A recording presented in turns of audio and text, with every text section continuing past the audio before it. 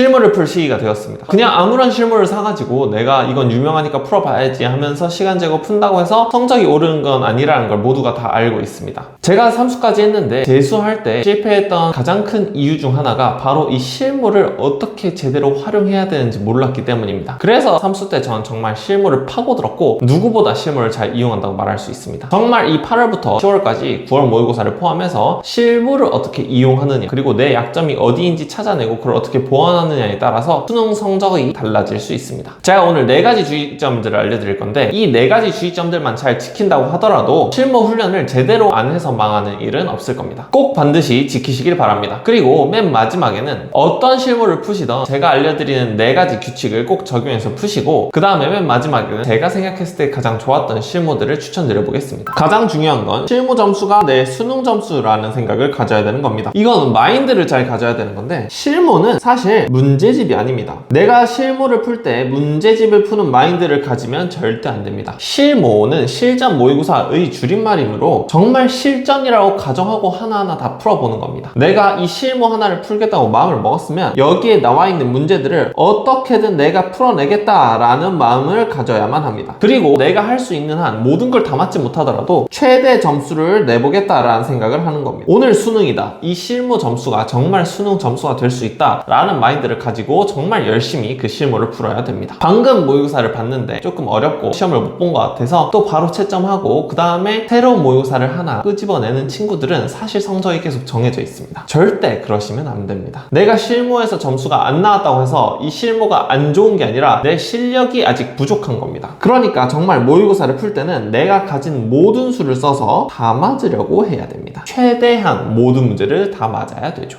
모의고사를 풀 때 연습할 때 100분을 잡고 시간을 풀었다? 죄송하지만 아마도 수능 날 때 시간이 부족할 겁니다. 100분 잡고 푸는 게 아니라 우리는 마킹까지 이 시험지를 다 풀 때까지 95분 내에 마무리한다는 생각을 가지고 있어야만 합니다. 왜냐면 수능 날은 공기가 다릅니다. 현역이든 재수든 삼수든 아무리 공부를 많이 했어도 모든 학생들이 긴장을 할 수밖에 없는 상황이 만들어지고 이렇게 긴장을 할 수밖에 없는 상황에서 살아남는 사람은 이런 긴장을 해본 환경을 많이 겪어본 사람 중 한 명입니다. 그런데 아무리 마음을 많이 먹고 내가 긴장을 하겠다라고 하더라도 수능날에 긴장을 하는 거랑은 느낌이 약간 다릅니다. 그래서 억지로라도 모래주머니 효과를 주기 위해서 100분의 시간 동안 시험을 보는 게 아니라 그보다 5분 짧게 95분 동안 시험을 봐서 내가 수능날 오히려 모의고사를 풀고 있는 듯한 왜 이렇게 잘 풀리지? 이런 느낌을 받을 수 있게 커리어 하이를 찍을 수 있게 모의고사를 풀 때는 시간을 조절하는 겁니다. 수능날 새로운 게 있으면 안 됩니다. 사실 모의고사를 풀 때 내가 연습을 하면서 모든 걸 다 정해 놓아야만 합니다. 내가 수능날 어떻게 시험을 운영할지는 사실 들어가서 결정하는 게 아니라 정해놓은 채로 이겨놓고 싸우러 들어가는 겁니다. 그리고 그걸 모의고사 때 나한테 잘 맞는 건지 아닌 건지 확인하는 용도일 뿐이죠. 자, 내가 문제 푸는 순서, 그리고 당황했을 때 뭘 해줄 건지, 화장실을 갔을 건지 아니면 그냥 문제를 넘길 건지, 언제 못 푼 문제들을 다시 돌아와서 풀 건지, 시계는 언제 볼 건지, 몇 번 볼 건지를 모두 정해놓아야 합니다. 왜냐하면 실제로 수능을 치게 되면 모든 건 기세니까요.